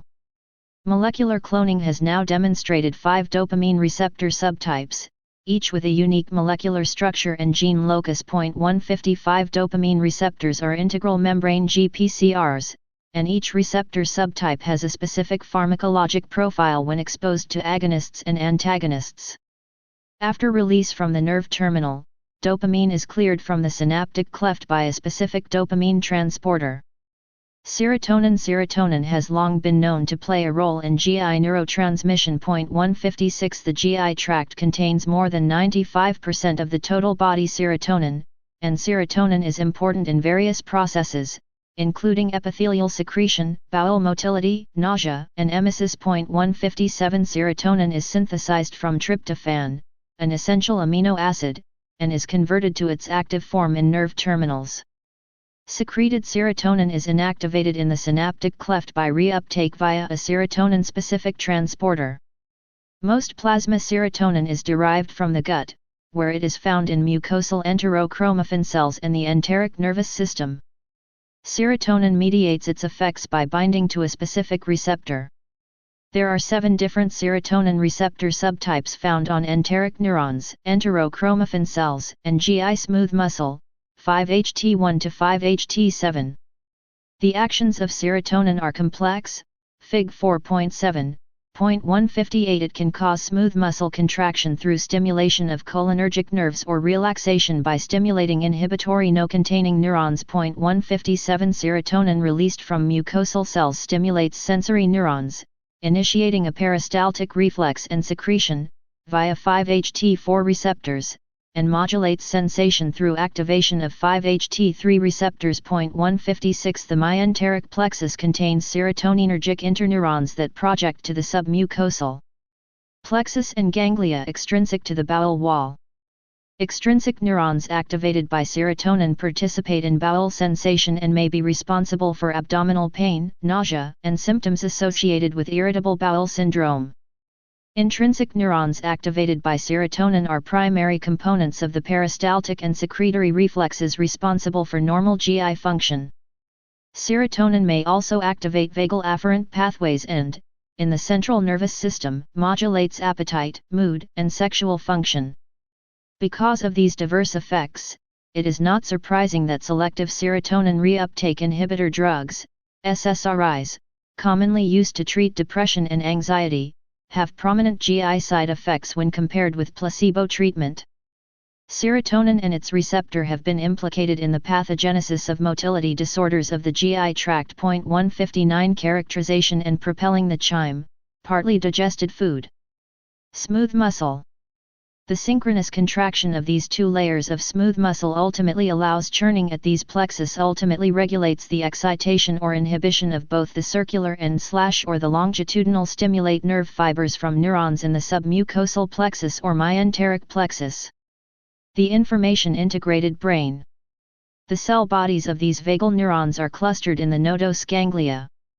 In addition, 5-HT can also contents. Released 5-HT stimulates afferent fibers of the vagus nerve, which carry sensory information to the sensory cells that release serotonin, also known as 5-hydroxytryptamine, 5-HT, in response to GI luminal pterochromaffin cells, green, of the intestinal epithelium. Like enteroendocrine cells, enterochromaffin cells are Fig 4.7 serotonin in the enteric nervous system. About 90% of the serotonin's body is produced by N. Chapter 4 Gut Sensory Transduction. 47.4 of specific serotonin receptor subtypes has led to the development of selective agonists and antagonists for the treatment of irritable bowel syndrome and chronic constipation and diarrhea. For example, 5-HT3 receptor antagonists, which reduce intestinal secretion, are used to treat diarrhea-predominant irritable bowel syndrome. 5-HT4 receptor agonists elicit prokinetic effects and are used to treat constipation-predominant irritable bowel syndrome and other motility disorders. 160,161 Serotonin can also be enzymatically converted to melatonin by serotonin N-acetyltransferase. 162 Other than the pineal gland, the GI tract is the major source of the body's melatonin. Melatonin is produced in enterochromaffin cells and released into the blood after ingestion of a meal. A number of actions on the GI tract have been described for melatonin, including reducing gastric acid and pepsin secretion, inducing smooth muscle relaxation, and preventing epithelial injury through an antioxidant effect. 163 It has been proposed that melatonin released after a meal may contribute to postprandial somnolence. 164 Histamine in the GI tract. Histamine is best known for its central role in regulating gastric acid secretion, see Chapter 51, and intestinal motility. Histamine is produced by enterochromaffin-like cells of the stomach and intestine, as well as enteric nerves. Histamine is synthesized from L-histidine by histidine decarboxylase and activates 3-GPCR subtypes. H1 receptors are found on smooth muscle and vascular endothelial cells, and are linked to phospholipase C, PLC, activation. As such, the H1 receptor mediates many of the allergic responses induced by histamine. H2 receptors are present on gastric parietal cells, smooth muscle, and cardiac myocytes. H2 receptor binding stimulates G proteins that stimulate adenylate cyclase, and activates adenylate cyclase. H3 receptors are present in the central nervous system and GI tract enterochromaffin cells. These receptors signal through GI and inhibit adenylate cyclase. 165 Histamine can also interact with the N-methyl diaspartate, NMDA, receptor and enhance activity of NMDA-bearing neurons independently of the three known histamine receptor subtypes. Unlike other neurotransmitters, there is no known transporter responsible for termination of histamine's action. However, histamine is metabolized to telemethylhistamine by histamine N-methyltransferase and is then degraded to telemethylimidazolestic acid by monoamine oxidase B and an aldehyde dehydrogenase. Nitric oxide NO is a unique chemical messenger produced from L-arginine by the enzyme nitric oxide synthase, NOS. 166 Three types of NOS are known. Types I and III are also known as endothelial NOS and neuronal NOS, respectively, and are constitutively active. Small changes in NOS activity can occur through elevations in intracellular calcium. The inducible form of NOS, type 2, is apparent only when cells become activated by specific inflammatory cytokines. This form of NOS is capable of producing large amounts of NO and is calcium independent. NOS is often co-localized with VIP and POCAP in neurons of the enteric nervous system. 167 NO, being an unstable gas, has a relatively short half-life. Unlike most neurotransmitters and hormones, NO does not act via a membrane-bound receptor. Instead, NO readily diffuses into adjacent cells to activate guanylate cyclase directly, Fig. 4.8. NO activity is terminated by its oxidation to nitrate and nitrite. Many enteric nerves use NO to signal neighboring cells and induce epithelial secretion, vasodilation, or muscle relaxation. NO is also produced by macrophages and neutrophils to help kill invading organisms. 168 Cannabinoids and other chemical transmitters. Cannabinoids. There are three categories of cannabinoids: synthetic, phytocannabinoids found in plants, and endocannabinoids. Endocannabinoids, in particular, have similar functions to neurotransmitters, in that they participate in synaptic transmission. 169 In contrast to typical neurotransmitters, however, the flow of endocannabinoid signaling is retrograde to conventional neuron transmitters. 170 Because of their lipophilic nature, 2002, p. 831. From Alberts B., Bray D., Lewis J., et al., eds Molecular Biology of the Cell. 4th ed. New York, Garland Science, Cyclase, which converts guanosine triphosphate to cGMP. cGMP causes smooth muscle relaxation. Modified synthase, diffuses across the plasma membrane into smooth muscle cells. NO binds to and activates guanylyl. Fig. 4.8 Relaxing smooth muscle tone through nitric oxide, NO. NO, synthesized from arginine by nitric oxide. 48 I. Biology of the gastrointestinal tract. Endocannabinoids are membrane-bound molecules thought to be enriched in postsynaptic neurons. Thus when released, endocannabinoids move from postsynapses to act on presynaptic cannabinoid receptors and depress presynaptic function. 171 In this manner, endocannabinoid signaling helps postsynaptic neurons regulate the secretion of transmitters from the sensory cell. There are several types of endocannabinoid ligands, including arachidinoyl-ethanolamide, anandamide, 2-arachidinoyl, 2-AG, 2-arachidonyl glycerol ether, naladen ether, N-arachidinoyl dopamine, NADA, veramine, OAE, and lysophosphatidylinositol. Endocannabinoids, as well as other cannabinoids, modulate metabolism and behavior by acting on the GPCR cannabinoid receptors CB1 and CB2.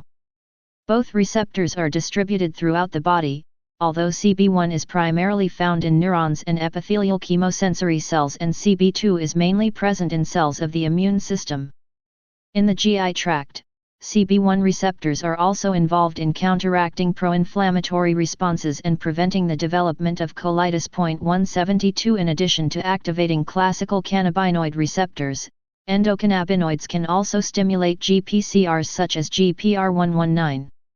Importantly, GPR119 is a receptor found in enteroendocrine cells of the small intestine, and its activation by endocannabinoids triggers the release of satiety-inducing hormones like CCK and peptide YY.172. These findings have made the field of GI endocannabinoid research an active area for the development of therapeutic treatments. Adenosine. Adenosine is an endogenous nucleoside that acts through any of 4 GPCR subtypes. 173 Adenosine causes relaxation of intestinal smooth muscle and stimulates intestinal secretion. Adenosine can also cause peripheral vasodilation and activation of nociceptors that participate in neural pain pathways. Cytokines. Cytokines are a group of polypeptides produced by various immunomodulatory cells and are involved in cell proliferation, immunity, and inflammation. Cytokines are induced by specific stimuli, such as toxins produced by pathogens, and often elicit a complex response involving other cellular mediators to eradicate the foreign substance.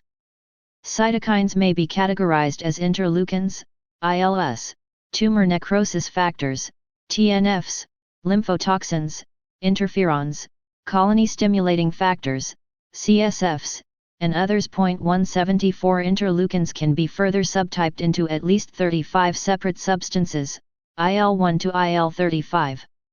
There are 2 TNFs, TNF-alpha and TNF-beta, which are also known as lymphotoxin alpha. Interferons are produced during viral or bacterial infection and come in 2 varieties: interferon alpha, also known as leukocyte-derived interferon or interferon beta, and interferon gamma. Interferon alpha is produced by T lymphocytes and is used clinically for the treatment of viral hepatitis.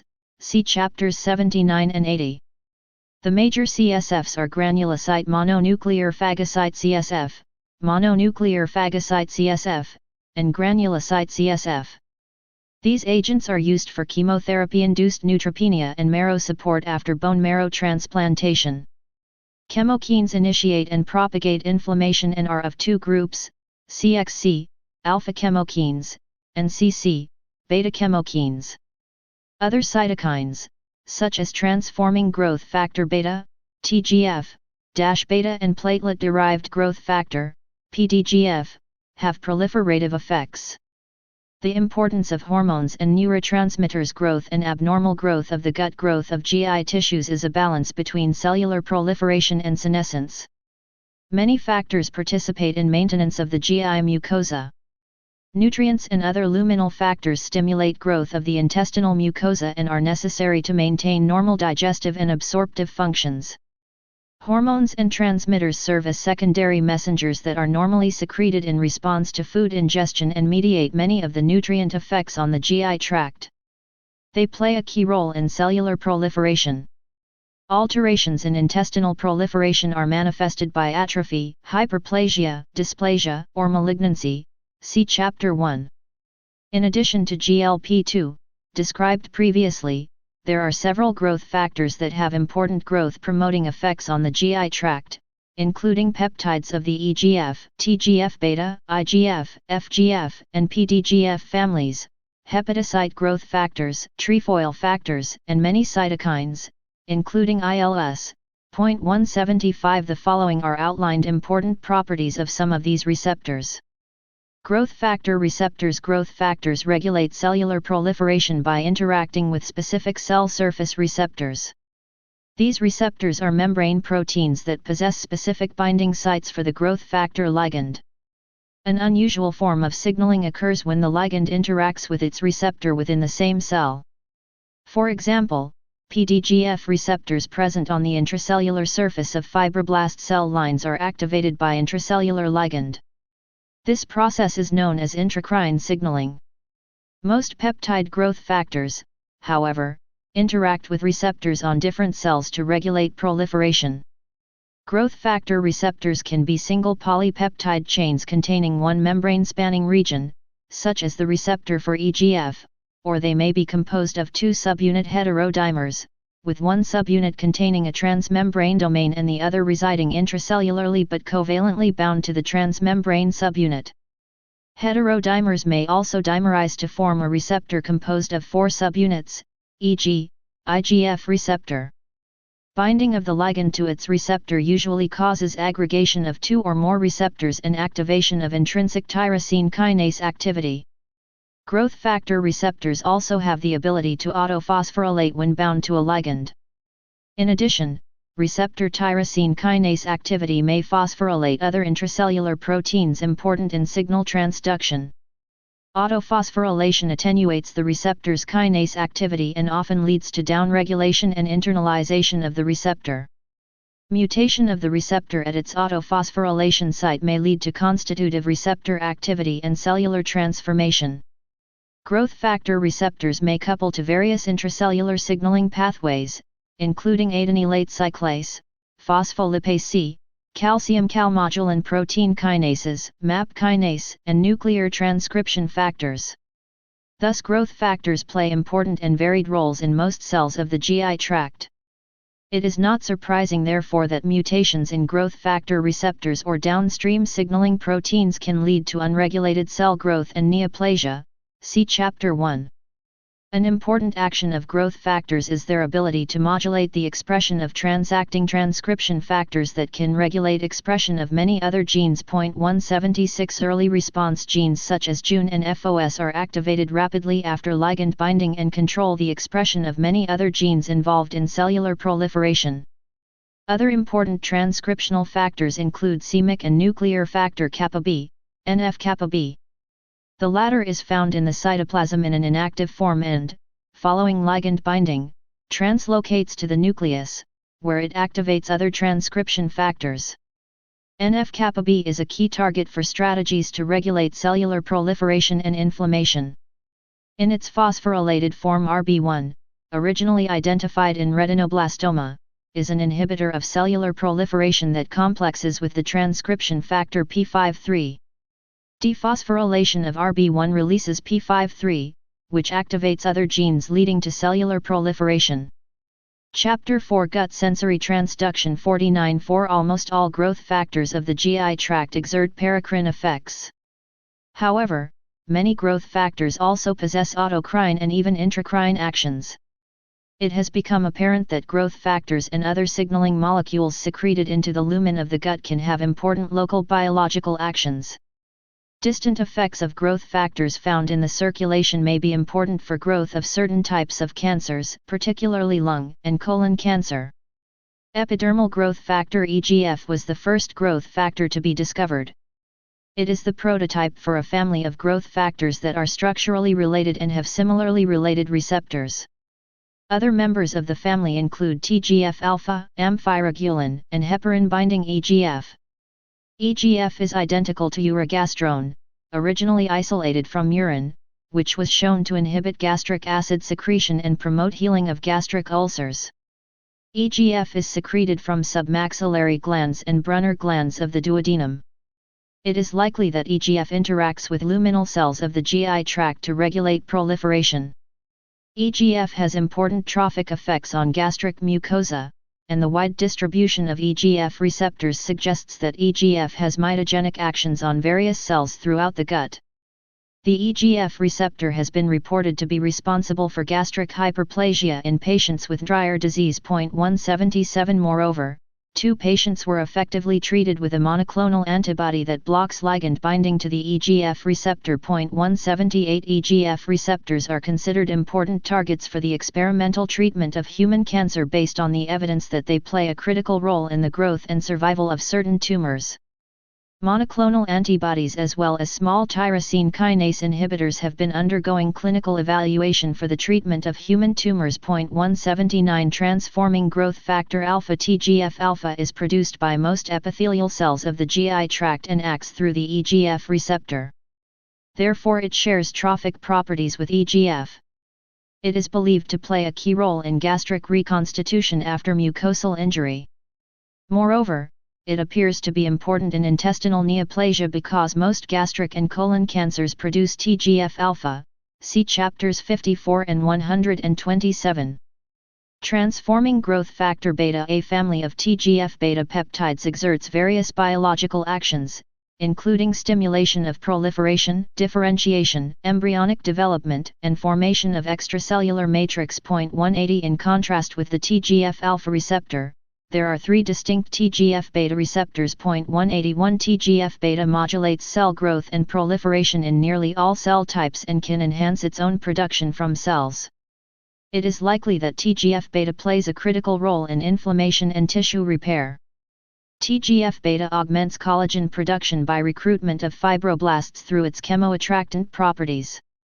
This action can have beneficial or deleterious effects, depending on its site of deposition and abundance. For example, TGF-beta may play a key role in the development of adhesions following surgery. 182 Insulin-like growth factors. Alternative splicing of the insulin gene produces two structurally related peptides, IGF-I and IGF-2. 183 IGFs signal through at least three different IGF receptors. The IGF-I receptor is a tyrosine kinase, and the IGF-2 receptor is identical to the mannose 6-phosphate receptor. Although the exact function of IGFs in the GI tract is not clearly understood, they have potent mitogenic activity in intestinal epithelium. IGF-2 appears to be critical for embryonic development. Fibroblast growth factor and platelet-derived growth factor. At least 7 related FGFs have been identified. 184 These peptides have mitogenic effects on various cell types, including mesenchymal cells, and likely play an important role in organogenesis and neovascularization. 185 Although not unique to the GI tract, PDGF is one of the most thoroughly studied growth factors. It is important for fibroblast growth, and its receptor is expressed in the liver and throughout the GI tract, where it appears to promote wound healing.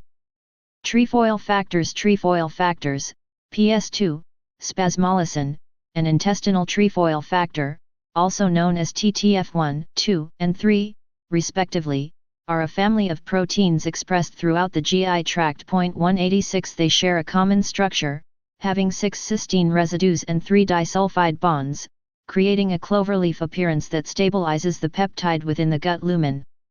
The PS2 peptide is produced in the gastric mucosa, spasmolysin is found in the antrum and pancreas, and intestinal trefoil factor is produced throughout the small and large intestines. These peptides are produced by mucous neck cells in the stomach or goblet cells in the intestine and are secreted onto the mucosal surface of the gut. It is likely that trefoil factors act on the apical surface of the epithelial cells, where they have growth-promoting properties on the GI mucosa. Other peptides signaling through GPCRs may also have growth-promoting effects. 3 important examples include gastrin, CCK, and gastrin-releasing peptide, GRP. Gastrin stimulates the growth of enterochromaffin-like cells of the stomach and induces proliferation of the oxyntic mucosa containing parietal cells. 187 Gastrin binds to CCK2 receptors of the stomach and activates PLC and RAS pathways, which ultimately results in activation of protein kinase C and MAP kinase, respectively. MAP kinase, which can also be activated by tyrosine kinase receptors typical of growth factors, causes the phosphorylation of transcription factors that are involved in cellular proliferation. In some cells, CAMP and pKa exert synergistic effects on cellular growth through activation of nuclear transcription factors such as CAMP-responsive element binding, protein, CREB. However, in other cells, CAMP antagonizes proliferation. Therefore, depending on the cell type, the effects of growth factors such as EGF, IGF, and PDGF may be enhanced by hormones that stimulate CAMP production. Certain colon cancer cells possess CCK2 receptors and respond to the proliferative effects of gastrin. Moreover, gastrin may be produced by some colon cancers, enabling it to exert an autocrine effect to promote cancer growth. 188 Whether circulating gastrin initiates colon cancer development is unknown. Diabetes and the gut GI hormones play an important role in the regulation of insulin secretion and glucose homeostasis. These hormones control processes that facilitate the digestion and absorption of nutrients, as well as disposal of nutrients that have reached the bloodstream. In particular, gut peptides control postprandial glucose levels through 3 different mechanisms. 1. Stimulation of insulin secretion from pancreatic beta cells. 2. inhibition of hepatic gluconeogenesis by suppression of glucagon secretion, and 3. Delaying the delivery of carbohydrates to the small intestine by inhibiting gastric emptying. 189 Each of these actions reduces the blood glucose excursions that normally occur after eating. Approximately 50% of the insulin released after a meal is the result of GI hormones that potentiate insulin secretion. 190 This interaction is known as the enteroinsular axis, and the gut peptides that stimulate insulin release are known as incretins. The major incretins are GLP-1 and GIP. GLP-1 not only stimulates 50-part I biology of the gastrointestinal tract insulin secretion but also increases beta cell mass, inhibits glucagon secretion, and delays gastric emptying. GIP stimulates insulin secretion when glucose levels are elevated and decreases glucagon-stimulated hepatic glucose production. 191 Thus on ingestion of a meal, glucose, as it is absorbed, stimulates GLP-1 and GIP secretion. Circulating glucose then stimulates beta cell production of insulin, and this effect is substantially augmented by incretins acting in conjunction with glucose to increase insulin levels. Postprandial hyperglycemia may also be controlled by delaying the delivery of food from the stomach to the small intestine, allowing the rise in insulin to keep pace with the rate of glucose absorption. Several gut hormones that delay gastric emptying have been shown to reduce postprandial glucose levels. Box 4.2, 189 Amylin, islet amyloid polypeptide, is a 37 amino acid peptide synthesized primarily in the beta cells of the pancreatic islets together with insulin. Although it was originally recognized for its ability to form amyloid deposits in association with beta cell loss, it has more recently been found to suppress glucagon secretion, delay gastric emptying, and induce satiety. 192 Insulin resistance in obese patients is associated with increased levels of both insulin and amylin. Type 2 diabetes mellitus is characterized by high circulating insulin levels and insulin resistance. In addition, insulin levels do not increase appropriately after a meal and significant hyperglycemia occurs, which is consistent with an impaired incretin effect. GIP secretion is preserved in type 2 diabetes, however, the insulinotropic effect of GIP is reduced. 193 Although the precise cause is unknown, the defect in GIP-stimulated insulin release is most pronounced in the late phase of insulin secretion. In contrast to GIP, GLP-1 secretion is reduced in insulin-resistant type 2 diabetics. The lower GLP-1 levels are caused by impaired secretion rather than increased degradation of the hormone. 194 Unlike GIP, the insulin response to infusion of GLP-1 is preserved, indicating that the beta cell can respond normally to this incretin hormone. These observations suggest that GLP-1 administration could be a viable treatment for the hyperglycemia associated with diabetes. 195 The growing evidence that beta cell failure may develop in type 2 diabetes supports the use of incretin hormones, such as GLP-1, or agents that delay GLP-1 degradation by the enzyme dipeptidyl peptidase 4, DPP4, to enhance beta cell function. 196,197 Several incretin analogues are now used clinically for the treatment of diabetes. 198 Gastrointestinal regulation of appetite during a meal. Ingested nutrients interact with cells of the mouth and GI tract. Endocrine cells of the stomach and small intestine possess receptors that are linked to the secretion of GI hormones. GI peptides, see chapters 7 and 9, are then released into the surrounding space, where they exert paracrine actions or are taken up into the circulation, where they function as hormones. 199 Each of these transmitters facilitates the ingestion, digestion, absorption, or distribution of nutrients that are essential for the organism. Some GI hormones control the size of an ingested meal and are known as satiety signals. Satiety hormones share several qualities. 200 First, they decrease meal size. Second, blocking their endogenous activity leads to increased meal size. Third, reduction of food intake is not the result of an aversion to food. Fourth, secretion of the hormone is caused by ingestion of food that normally causes cessation of eating. Table 4.2. Most satiety signals interact with specific receptors on nerves leading from the GI tract to the hindbrain. The discovery that enteroendocrine cells synapse to nerves raises the possibility that satiety signals are initially regulated by neurotransmission signals and subsequently reinforced by hormonal signals. 57,201 Other sensory systems, such as taste, integrate both mechanisms to accomplish short and long-term sensory signaling. CCK is one of the most extensively studied satiety hormones. In a time and dose-dependent manner, CCK reduces food intake in animals and humans 202, an effect that is mediated by CCK1 receptors residing on vagus nerve endings. 203 The effect of CCK on food intake is a proven physiologic action because administration of a CCK receptor antagonist induces hunger and results in larger meal sizes. CCK also delays the rate at which food empties from the stomach, which may explain why the satiety actions of CCK are most apparent when the stomach is distended. Together, these findings indicate that CCK provides a signal for terminating a meal. GLP-1 is produced by enteroendocrine cells in the ileum and colon and is released in response to food in the intestine. Although the primary action of GLP-1 is to stimulate insulin secretion, it also delays gastric emptying. Moreover, infusion of GLP-1 increases satiety and produces feelings of fullness, thereby reducing food intake without causing aversion. 204 GLP-1 receptors are found in the periventricular nucleus, dorsal medial hypothalamus, and arcuate nucleus of the hypothalamus, which are important areas in the regulation of hunger. Like CCK, central administration of GLP-1 suppresses food intake. PYY is also produced by enteroendocrine cells of the ileum and colon. Two forms of PYY are released into the circulation, PYY136 and PYY336.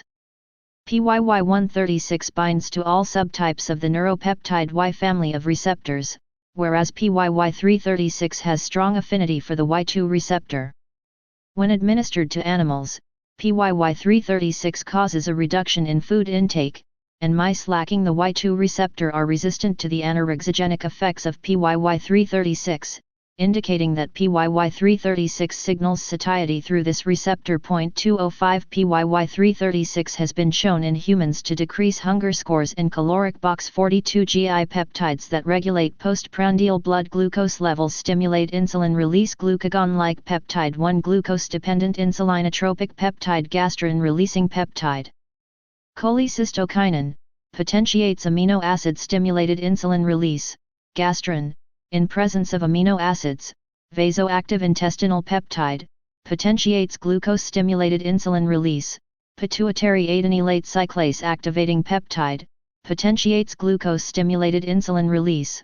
Modal and delay gastric emptying. Cholecystokinin amylin secretin inhibit glucagon release. Amylin table 4.2 GI peptides that regulate satiety and food intake reduce food intake, increase food intake. Cholecystokinin, CCK, ghrelin glucagon-like peptide 1, peptide tyrosine, PYY336, gastrin-releasing peptide amylin apolipoprotein A4 somatostatin. Chapter 4 Gut Sensory Transduction 51.4 Intake. 206 Interestingly, most of the GI peptide receptors involved in satiety are also found in the brain, where they mediate similar satiety effects. This may represent conservation of peptide signals that serve similar purposes. Leptin is referred to as an adiposity signal because it is released into the blood in proportion to the amount of body fat and is considered a long-term regulator of energy balance. Together with CCK, leptin reduces food intake and produces a greater reduction in body weight than either agent alone. 133 Therefore it appears that long-term regulators of energy balance can affect short-term regulators through a decrease in meal size, which may promote weight reduction. Hunger and initiation of a meal are intimately related.